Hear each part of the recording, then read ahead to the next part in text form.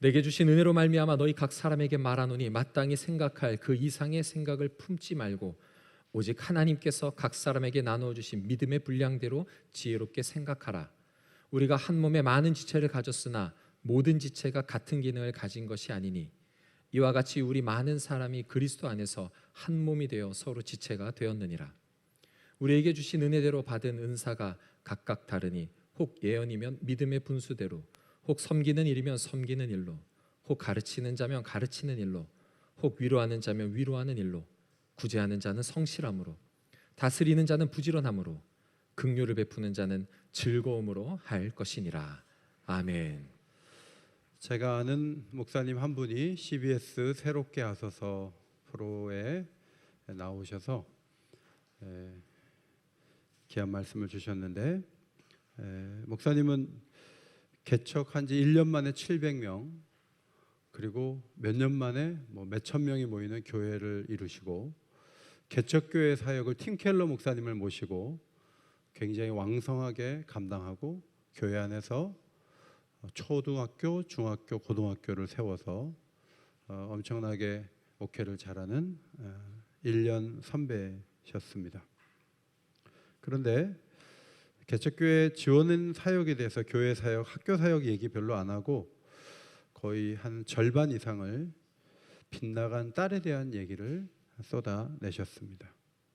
딸이 셋 있는데 막내가 20대 청년이 됐지만 예배 자리에 물론 안 나오고 PC방 다니고 담배 피고 계속 그렇게 하면서 교인들의 기도 제목이 그 딸이 돌아오는 것이라고 솔직하게 말씀하셨습니다. 아버지가 목사인데 딸의 입장에서는 아버지가 곤란하게 느낄 것 같으니까 그렇게 하지 말아야 되지만, 아버지를 교회에 뺏겨버린 그 딸의 삐뚤어진 마음은 그 어떤 부모의 이야기도 듣지 않는 자기 방식으로 사는 사람으로 만들어 온 것 같습니다. 부모의 기대와 조언을 듣지만 들을 때 이렇게 듣는 거죠. 아버지가 교회에서 목사지 나한테도 목사예요? 아버지니까 그런 얘기를 하는 거죠. 저는 제 방식의 삶을 살겠어요. 그렇게 반응을 해왔겠죠. 그러나 감사하게도 아버지의 조언을 듣고 최근에 주일 예배에 나오고 담배도 끊은 지 2주가 됐고 이제 변화를 보이고 있는데, 그 목사님의 기도 제목은 딸이 다시 담배를 피더라도 이 아이를 사랑하게 해달라는 그런 기도 제목을 갖고 있다고 많은 사람들이 보고 듣는 새롭게 하소서, 거기 나와서 그렇게 말씀을 하셨습니다. 학교 선생님이 틀린 말씀을 하는 것 아니지만 제일 듣기 싫은 말이 꼰대라는 말이죠. 선생님을 비꼬아서 그렇게 말해요.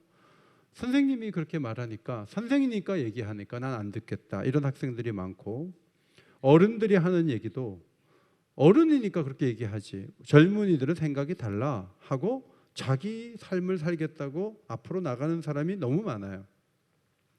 로마 교회를 바울이 개척했습니까? 교회 성장에 무슨 동력을 제공했습니까? 부흥 집회라도 한번 다녀왔습니까? 아무것도 안 하고 로마서 11장까지는 들어주죠. 이렇게 해서 구원이 우리의 것이 되었고 하나님의 은혜로 우리가 구원받았어요. 그런 얘기는 들어줄만 해요. 그런데 12장부터는 믿으니까 이렇게 살라는 얘기예요. 그러면 이렇게 해라 저렇게 해라 할 때 로마 교회인들 입장에서는 자기가 뭔데? 자기가 우리 교회 해준 게 뭔데? 자기가 사도면 사도지 우리 보고 이래라 저래라 할 수 있어? 이렇게 나오기가 쉽다는 생각을 갖고 있기 때문에 매우 정중하게 자신의 의견을 전달하는 거예요. 1절, 내가 하나님의 모든 자비하심으로 너희를 권하노니. 권하는 태도가 자비하다라는 의미도 있겠지만 이 속에는 로마서 1장부터 11장까지 말씀하신 대로 우리는 우리의 노력과 행동으로 합격이 돼서 경쟁에 의해서 구원받은 게 아니에요. 하나님의 전적인 긍휼과 은혜로 우리가 구원을 받았어요. 그 구원을 받은 자로서 행할 바가 있는데 그 행할 바를 권한다는 말은 호소한다는 말이에요. 조심스럽게 호소합니다. 제 얘기를 좀 들어주시겠습니까?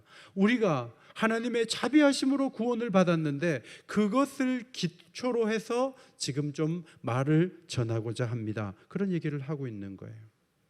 사실 교회에서 우리는 직분을 앞세우거나 교회를 오래 다녔다는 이유 때문에, 그리고 나이가 많고 경험이 많기 때문에 우리가 많은 얘기를 해요. 그러나 얘기를 해놓고 보면 잘 안 들어요. 이유가 뭐냐면 나이가 많은 거하고 경험이 많은 거하고 나하고 무슨 상관이야. 난 안 들어. 그런 사람들이 너무 많아요. 저것 좀 봐라. 말을 안 듣네. 우리가 속상한 마음을 갖지만 사실은 많은 권고가 하나님의 모든 자비하심을 받은 자로서 마땅히 가야 할 길을 호소하는 이 태도는 우리가 배울 만한 것이다, 그렇게 생각을 합니다. 3절에 내게 주신 은혜로 말미암아. 자, 사도가 깨달은 바가 많고 경험한 바가 많아서 내가 이 얘기하니까 들어, 내 말 들으면 복이 될 거야, 이 얘기가 아니에요.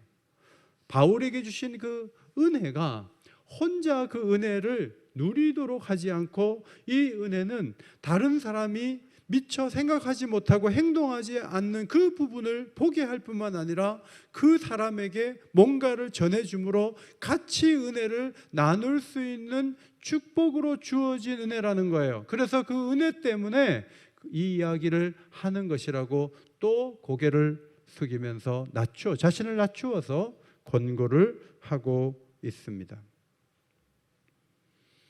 그러니까 우리가 누군가에게 말할 때도 은혜롭게 말하는 게 매우 중요하겠죠. 은혜가 이끄는 대로 말하는데 두 가지를 말해요. 지혜롭게 생각을 해야 되는데, 지혜롭게 생각하는데 두 가지가 있다. 첫 번째, 믿음의 분량대로 지혜롭게 생각하라. 따라합시다. 믿음의 분량대로 지혜롭게 생각하라. 믿음의 분량, 그러면 양을 말하는 거니까, 믿음이 많은 사람, 큰 사람은 믿음만큼 일을 벌이고, 믿음이 적은 사람은 괜히 무리하지 말고 조금만 계획해라. 자, 잘못 보면 그런 말 같아요. 그런데 그런 말이 전혀 아니에요. 이 말씀의 의미는 먼저 각 사람이 마땅히 생각할 그 이상의 생각을 품지 않는 상태가 되는 게 중요해요. 자기 자신을 너무 과대평가하거나 과소평가하면 안 되는 것이죠. 믿음의 분량대로 생각하는 것은, 분량이라는 이 헬라어 단어는 미터의 어원이 되는 메트론이라는 단어예요. 기준을 말하는 거예요. 척도를 말하는 거예요. 믿음의 기준을 따라 지혜롭게 생각하라, 그렇게 번역할 수가 있습니다. 그러면 어떤 의미가 됩니까? 우리 모두가 믿음의 기준을 따라 자기를 생각하는 거예요. 믿음의 기준이 뭐예요? 예수님의 십자가예요. 십자가 때문에 내가 구원받은 거예요. 십자가 때문에 내가 하나님 자녀 된 거예요. 내가 한 것 아무것도 없이 내가 죄인 되었을 때 예수님이 십자가에 죽으심으로 내가 구원받는 자가 됐어요. 그게 나예요. 이것은 내가 아무런 공로 없이 은혜를 받았다는 의미도 되는 것이고, 한편으로는 이 하나님께서 아들을 나를 위해서 내어주실 정도로 내가 존귀한 존재라는 의미가 되고, 또 한편으로는 옆에 있는 형제 자매가 동일한 은혜를 받은 자로서 굉장히 가치 있고 소중한 사람이라는 것을 의미해요. 그러므로 믿음의 기준을 따라 생각하면 자존감도 좋고 이웃을 대하는 태도도 좋고 지혜롭게 생각할 수 있다, 그런 말씀이에요. 스바냐 3장 17절에 하나님이 잠잠히 나를 사랑하신다, 그런 아주 사랑에 겨워서 어쩔 줄 모르는 하나님의 마음이 3장 17절에 기록되어 있어요. 그리고 3장 19절은 이렇게 기록되어 있어요. 그때 내가 너를 괴롭게 하는 자를 다 벌하고 저는 자를 구원하며 쫓겨난 자를 모으며 온 세상에서 수욕받는 자에게 칭찬과 명성을 얻게 하리라. 우리는 이 땅에서 와, 저 집은 예수 믿어 잘 사네, 이렇게 잘 살고 저렇게 잘 사는데 나는 이게 뭐야? 이렇게 생각할 때가 있잖아요. 근데 그렇게 생각하면 안 돼요. 믿음의 기준을 작동해 보면 하나님께서 우리 편이 되시고요, 하나님 우리를 구원하시고 우리를 모으셔서 과거에는 수욕을 당한 우리일지라도 칭찬과 명성을 얻게 하실 계획을 갖고 계시다는 것을 스바냐 선지자를 통해서 선포하라고 하나님이 말씀해 주셨어요. 그래서 믿음의 기준이 작동하면요, 자존감도 올라가고요, 미래도 밝아지는 거예요. 이것이 믿음으로 지혜롭게 생각하는 방식이에요. 그러므로 여러분 나름대로 초라하다고 생각하는 그런 이유들은 그게 크게 문제가 되지 않아요. 하나님의 언약 백성이 되고 나면 하나님께서 우리를 그냥 두지 않을 것이다, 우리를 가장 값지고 아름답고 높이 세우실 것이다, 이런 값진 은혜를 누릴 수 있다는 것이죠. 두 번째, 은사를 따라 우리가 몸의 지체가 된 것 같이 몸된 교회의 지체가 되었다는 것을 생각하라는 거예요. 하나님은 우리를 다양한 성품과 기질을 갖게 하셨어요. 그리고 그 은사로 교회를 섬기게 하셨습니다. 성도들은 각각 자신의 다양한 기능을 가지고 교회를 섬겨요. 모두 하나의 지체로 몸에 속해 있지만 서로는 서로에게 속해 있으면서 서로를 도와줘요. 자, 귀가 가려우면, 오른쪽 귀가 가리면 지체 가운데 뭐가 해결해 줍니까? 왼쪽 귀입니까? 아니요. 오른쪽 귀가 가려우면 손이 해결해 줘요. 지체는 서로를 도와주는 거예요. 그래서 몸된 교회가 서로의 은사를 가지고 섬기면서 아름다운 교회를 이루게 되는 거죠. 문제는 구원의 확신은 갖고 있어요. 예수님 믿으면 천국 가고 내 죄가 용서 안 받고 하나님 자녀 되고 예수의 이름으로 기도하면 응답받고 많은 것을 알고 있어요. 신뢰해요. 이단에 끌려가지도 않았어요. 교회도 오래 다녔어요. 좋아요. 잘하셨어요. 그러나 두 번째 부분, 생각할 부분이 뭐예요? 은사를 줬다는 거예요. 하나님이 각자에게 자기가 잘할 수 있는 은사를 주셨다는 거예요. 그 은사를 가지고 몸된 교회를 풍성하고 아름답게 섬기는데 기여하고 있는가? 이 부분을 생각하라는 거예요. 그것이 지혜롭게 생각하는 거예요. 여러분, 일반적으로 교회는 20% 되는 성도들만이 교회를 은사를 가지고 섬긴다고 합니다. 80%는 예배만 드려요. 주일날 예배 안 오면 교회에서 전화 와요. 주일날 예배를 안 오냐고. 그게 전부예요. 그것은 하나님이 교회를 세우셨을 때 구상이 전혀 아니에요. 명목상의 그리스도인들이 너무 많아요. 사실 손발을 움직이다가 몸의 한 부분이 잘 가동이 안 되면, 움직여지지 않으면 우리는 심각한 얼굴로 병원에 가요. 그래서 팔을 이렇게 어깨를 들려고 하는데 이 어깨가 아파요. 사진을 좀 찍어 봅시다. 여기 회전근이 파괴가 됐어요. 수술을 받아야 돼. 그럼 우리는 수술을 하고 회복의 과정을 거쳐서 어깨를 낫게 하는데 집중하면서 이제 몸이 전체적으로 건강하다고 말해요. 그런데 우리 교회가 80%의 사람들이 예수님을 믿어 천국 간다는 사실은 아는 상태에서 80%의 사람들이 자기가 받은 은사가 뭔지를 생각하지 않고 교회를 위해서 뭔가를 하는 일을 관심을 두지 않고 있다는 것은 현대교회의 매우 중대한 잘못이에요. 그것은 여러분들이 생각이 부족한 부분도 있고, 교회도 교리적 가르침에 집중하고 구원을 받은 자로서 움직이는 일에 있어서 매우 소극적이었다는 것을 반성하지 않을 수 없어요. 몸에 지체가 많은데 사도는 고린도 교회에 보내는 첫 번째 편지에서 더 중요하게 보이는 지체와 자기를 비교해서 자신을 무가치하다고 생각하는 성도들의 생각을 대변해 주고 있습니다. 고린도전서 12장 14절부터 16절이에요. 앞에 보시고 한번 읽겠습니다. 시작. 몸은 한 지체뿐만 아니요 여럿이니 만일 발이하리되 나는 손이 아닌 몸에 붙지 아니하였다 할지라도 이로써 몸에 붙지 아니한 것이 아니요 또 귀가 이르되 나는 눈이 아니니 몸에 붙지 아니하였다 할지라도 이로써 몸에 붙지 아니한 것이 아니니 그랬어요. 여러분, 손과 발 중에 그래도 크림을 좀 발라주고 더 공을 들이는 게 손입니까 발입니까? 손이죠. 그래서 손이 귀중히 여김을 받아요. 발이 말해요. 아유, 손에 비하면 나는 아무것도 아니야. 나는 아무것도 아니야. 그렇지만 몸에 붙어 있고 발에 독특한 기능이 있는 거죠. 귀와 눈이 비교를 하죠. 눈을 볼 때 귀가 너무 귀해 보이는 거예요. 귀가 자기는 아무것도 아니래요.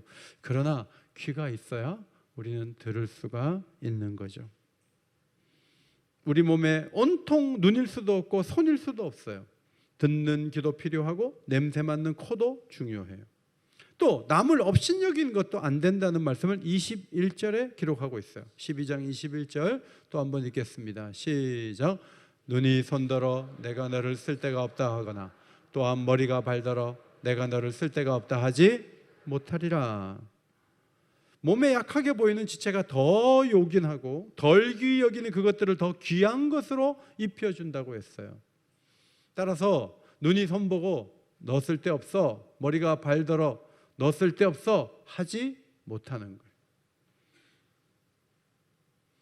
여러분, 제일 그래도 이목구비 중에 제일 좀 못생긴 것에 해당되는 게 귀잖아요. 귀. 그런데 이 못생긴 귀에다가 반짝반짝하는 보석을 하나 딱 걸어오면 귀가 전체적으로 빛나요. 그래서 여성들도 보면 이 귀걸이를 하면 전체적으로 아름답고 귀가 더 아름다워지는 그런 모습을 하게 되는 거잖아요. 그러니까 귀를 돋보이게 하는 거예요. 왜? 못생겼으니까. 귀를 돋보이게 하는 거예요. 교리적으로는 우리가 하나님의 은혜를 받아 의롭게 되었고 구원을 얻었다는 사실을 제대로 믿어야 돼요. 그래서 제대로 믿고 제대로 고백해야 돼요. 따라합시다. 고백하는 믿음.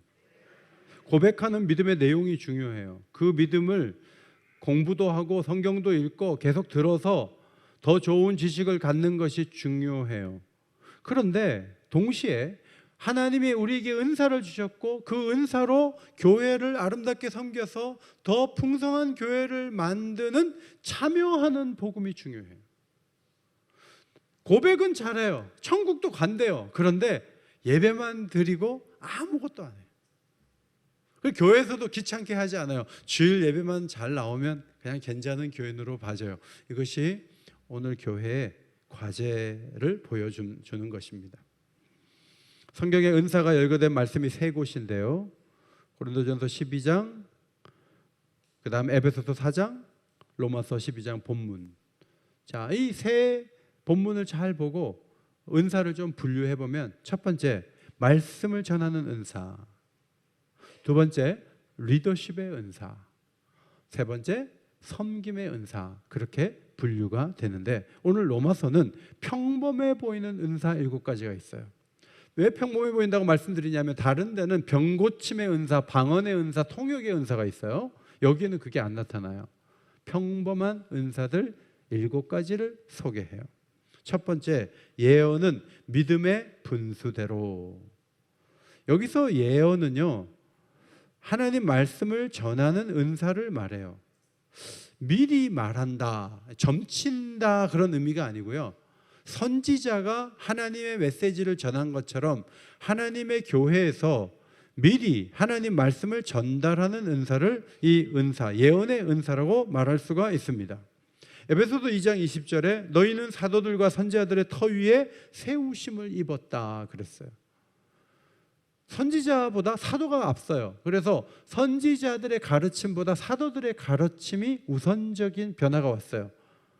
이 터는 뭐예요? 말씀의 터예요. 교회의 터는 말씀에 있다 하는 것을 보여주는 것입니다. 중요한 것은 전하는 말씀이 믿음과 일치돼야 돼요. 신앙 고백을 벗어나면 안 돼요. 공동체가 믿는 믿음에서 떠나지 않는 내용을 전하는 게 중요해요. 여러분, 재미있는 말씀, 신기한 말씀을 따라가면 안 돼요. 들었던 말씀을 또 듣는 거예요. 갈라디아서 1장 9절에 만일 누구든지 너희가 받은 것 외에 다른 복음을 전하면 저주를 받을지어다. 바울이 무섭게 말했어요. 바울이 십자가의 구원을 선포하고 나간 다음에 다른 사람들이 들어와서 어떻게 믿어만 구원을 받느냐, 율법을 지켜야 된다, 다른 얘기를 했어요.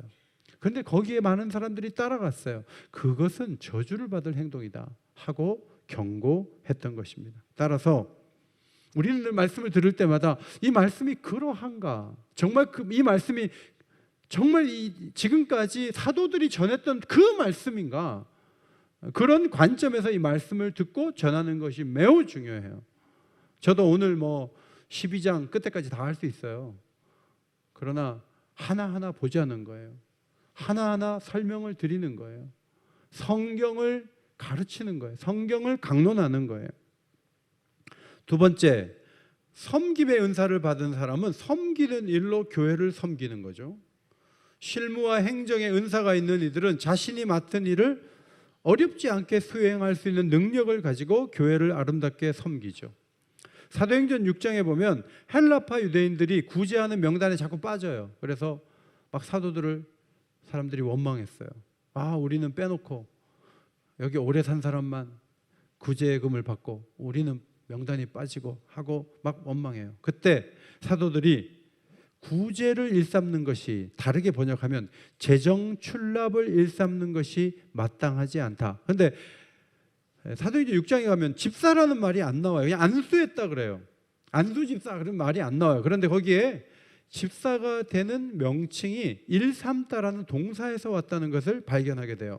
디아코네오라는 단어예요. 이 말은 어떤 일을 집중해서 그 일을 한다는 거죠.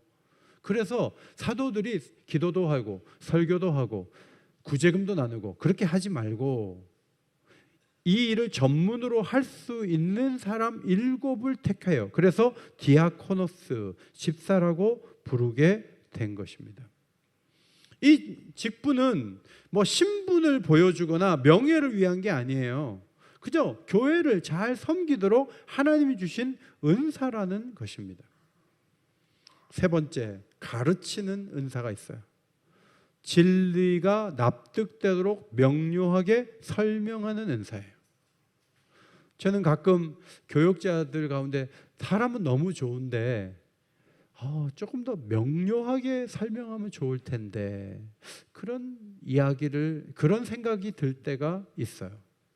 사실 가르치는 선생님, 교사가 진리를 머릿속에 쏙 집어넣게 잘 설명해 줄 수 있는 은사를 받으면 아이들은요, 한 달이 지나가도 그 말씀을 기억하는 경우가 있거든요.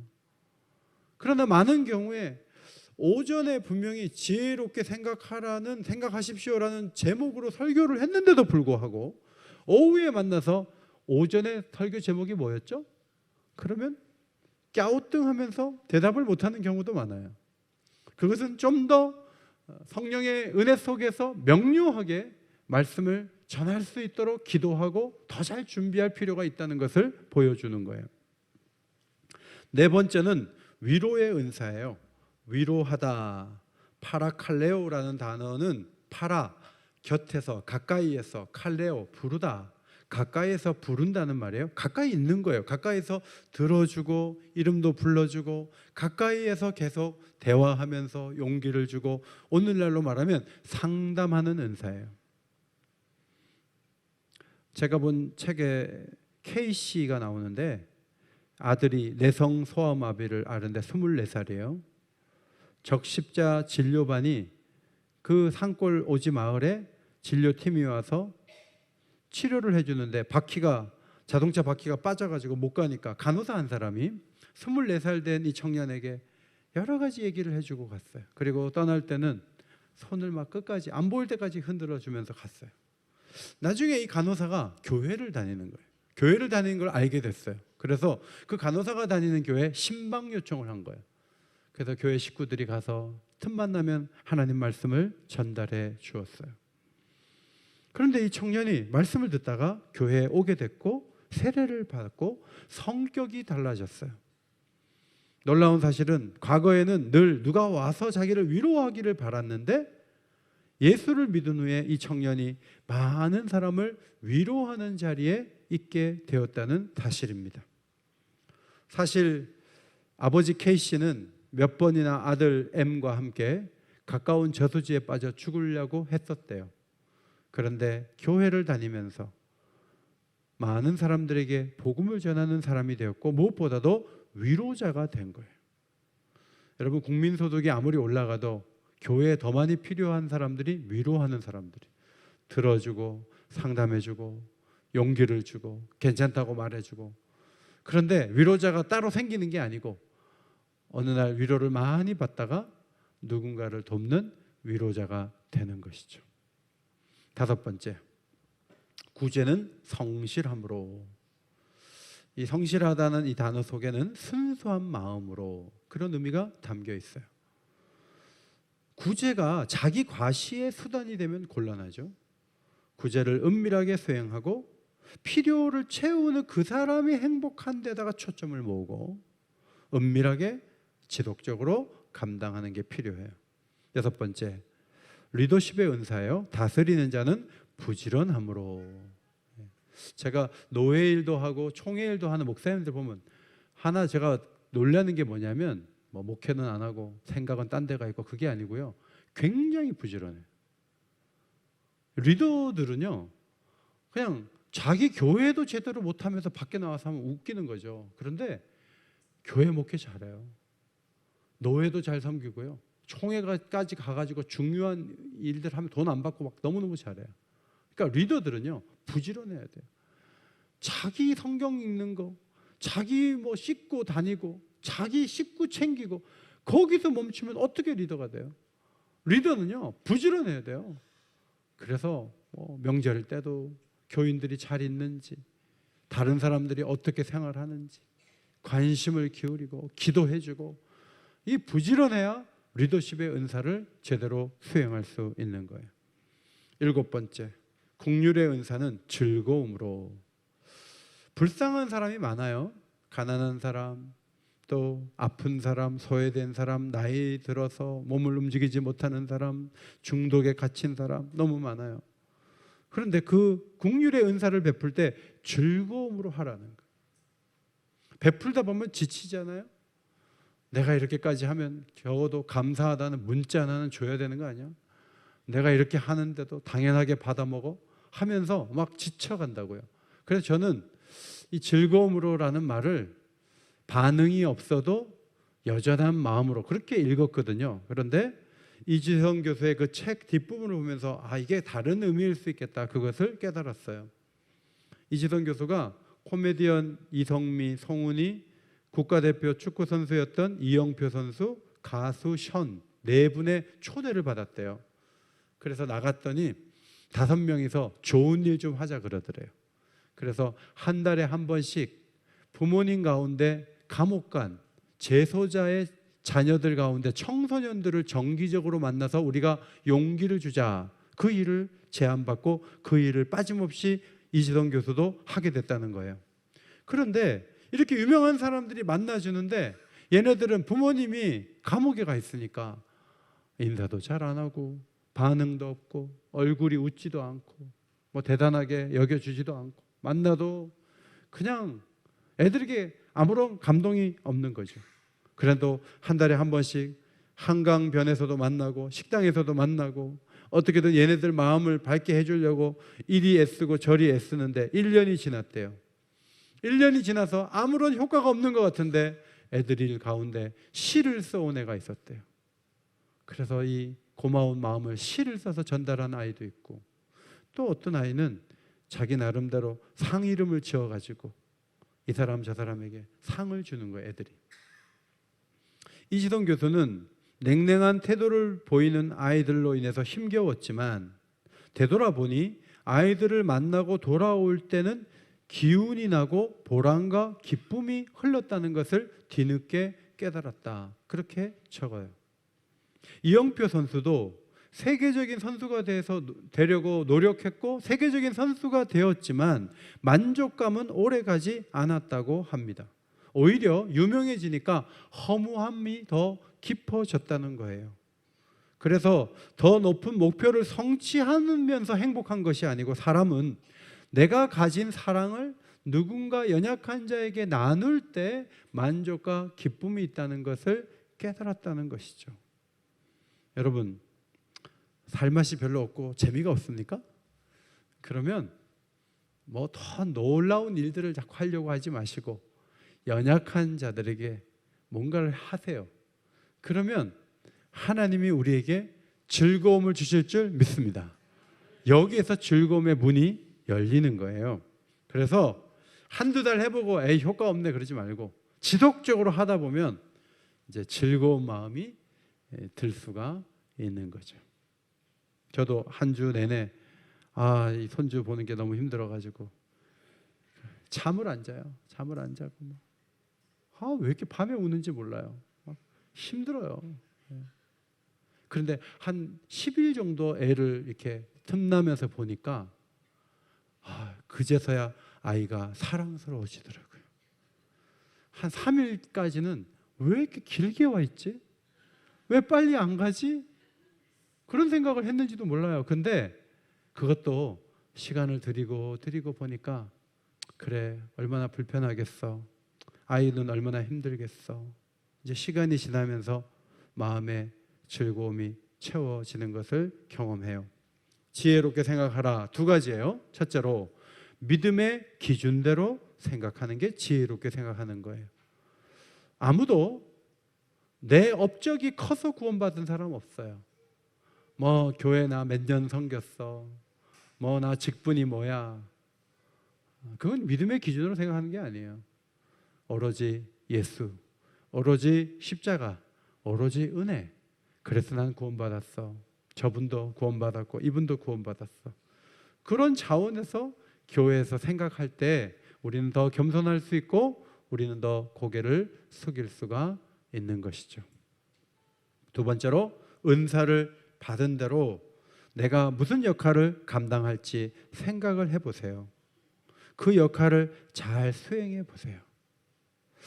화장실에 가면요, 때로는 화장지가 떨어질 때가 있잖아요. 근데 관리 집사님의 점검 카드는 수백 가지예요. 등이 깜빡인 것도 고쳐야 되고, 주차장도 관리를 해야 되고, 화장실에 물품도 채워야 돼요. 그 한 사람이 어떻게 모든 것을 다 하겠어요? 못해요. 할 수가 없어요. 여러분 가운데 한 사람이라도 나는 교회 화장실 2층 화장실 휴지 채우는 건 내 일입니다. 내가 주간에서 나와서 내가 하겠습니다. 그러면 관리 집사님이 한 가지 일이 주는 거예요. 교회에서 수십만 원 들여갖고 본당을 닦는다고요. 아니 사랑방별로 좀 집사님들이 이쪽은 A 사랑방, 이쪽은 B 사랑방 해가지고 돌아가면서 나와가지고 조직적으로 해서 돈 100만 원이지만 아껴가지고 그 돈을 선교지로 보내는 거예요. 성도들의 삶도 물론 피곤하고 힘들어요. 그러나 교회는 전문 인력을 투자해가지고 돈 주고 교회를 움직이는 거는 이미 교회 정신에서 떠나는 거예요. 물론 수만 명 모이는 교회조차 그렇게 할 수는 없겠죠. 그러나 우리 교회 사이즈는 돌아가면서 오고 가면서 충분히 섬길 수 있는 일들이 너무너무 많아요. 하려면 해요. 교회를 풍요롭게 하는 거예요. 그런데 이게 왜 중요하냐면 설교를 듣고 은혜 받고 좋아하는 거하고는 차원이 다른 기쁨이 오는 거예요. 제가 거품 비누를 사다가 채워가지고 이렇게 넣는데, 그건 관리 집사님 일이지만 저는 뭐 계속 설교만 하니까 화장실에 거품 비누를 좀 사려고 제가 10만 원어치 사가지고 지금 3통째 넣어서 이렇게 한번 해봤어요. 했는데 제가요 지나가다가 누가 거품 비누를 쓰면 기분이 좋아요. 내가 저거 채웠는데 기분이 좋다. 예배 시간에 2배의 기쁨이 임하는 방법이 뭔지 아세요? 여러분 여기 닦는 거예요. 그리고 사람들이 거기 앉아봐요. 그러면 기쁘다니까요. 청소를 대표적으로 말하지만 교회 안에는 나누어서 할 수 있는 일이 어마어마하게 많고 또 우리에게는 하나님께서 은사를 주셔서 정말 우리가 많은 일들을 할 수 있는 아이디어를 낼 수 있고 뭔가 할 수 있는 거예요. 예배 우리가 드리기 전에 우리 장애가 있지만 휠체어를 타고 앞에 나와서 찬양을 하시잖아요. 뭔가 할 일이 있고 뭔가 역할이 주어지는 것은 너무나 신성하고 좋은 거예요. 하나님은 그렇게 함으로 우리를 행복하게 살 수 있도록 만드신 거예요. 이 꽃이 저 드레표에서도 좋지만 여기 예배당에 딱 와가지고 여기에서 꽃을 피우니까 우리가 이렇게 봐주잖아요. 세상에 많은 꽃 가운데 봐주지도 않는데 혼자 피었다가 지는 꽃이 얼마나 많아요. 지금 여러분들이 와가지고 전부 이 꽃을 보고 있잖아요. 이 꽃이 얼마나 행복해요. 우리가 그렇게 교회를 섬길 때 기쁨을 누릴 수 있다 하는 것입니다. 지혜롭게 생각하시기를 바랍니다. 믿음의 기준대로 은사를 받은 대로 더 아름답게 교회를 섬겨가는 우리 모두가 되시기를 예수의 이름으로 축원합니다. 하나님 고맙습니다. 추석 연휴에 함께 모여 주일 예배를 드립니다. 믿음의 기준을 따라 받은 은사를 생각하며 지혜롭게 생각하는 저희 모두가 될 수 있도록 성령님 인도하여 주시옵소서. 예수님 존귀하신 이름으로 기도하옵나이다. 아멘. 이 시간 잠깐만요. 이 시간 갑자기 오늘 요청이 왔어요. 방보영 이승현 성도님 딸 방소담 어린이가 오늘 첫 예배에 왔습니다. 예, 올라오십시오. 우리 교회가 잘 될 것 같아요. 예, 지난주에 이어서 오늘도 어쩌면 다음 주일도 이제 강요한 목사님 다음 주에 연속해서 이게 연속이 중요해요. 다음 주에 강요한 목사님 준비하세요. 소담이 몇 개월 됐어요? 15개월. 내가 안 해도 돼? 보이지 않을까?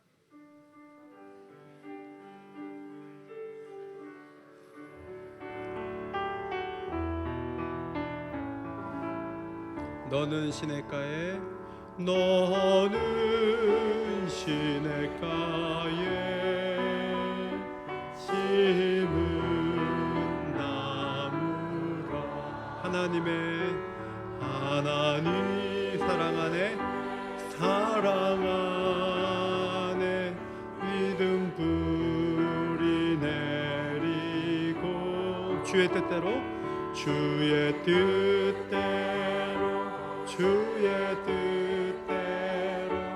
항상 사세요. 15개월 되니까 의젓해 보이네요. 한번 기도하겠습니다. 하나님 아버지, 우리 소담이 믿음의 가정에 태어나게 하시고 이렇게 주 앞에 나와서 예배드릴 수 있도록 은총을 더해 주시니 감사합니다. 이 딸아이의 가슴 속에 십자가의 은혜가 크게 자리 잡아서 구원의 은혜가 하나님의 큰 선물인 것을 평생 고백하며 살아갈 수 있도록 은총 더하여 주옵소서. 남다른 은사를 주셔서 우리 사회 가운데 빛나는 리더가 되게 하시고 교회를 아름답게 섬길 수 있는 복된 생명이 되게 하여 주옵소서. 사랑하는 부모님이 이 아이를 믿음으로 잘 양육하고 하나님 말씀을 들려주고 어떤 상황에서 인내하는 본을 보여서 성경 말씀대로 잘 살아가는 복된 가정을 이룰 수 있도록 우리 소담이와 함께하여 주옵소서. 주의 은총을 노래하며 주님을 기뻐하며 복음을 전하는 귀한 딸이 되도록 사랑의 오른손으로 붙잡아 주시기를 간구하오며 예수님 귀하신 이름으로 기도드렸습니다. 아멘. 큰 소리의 박수로 축하하겠습니다.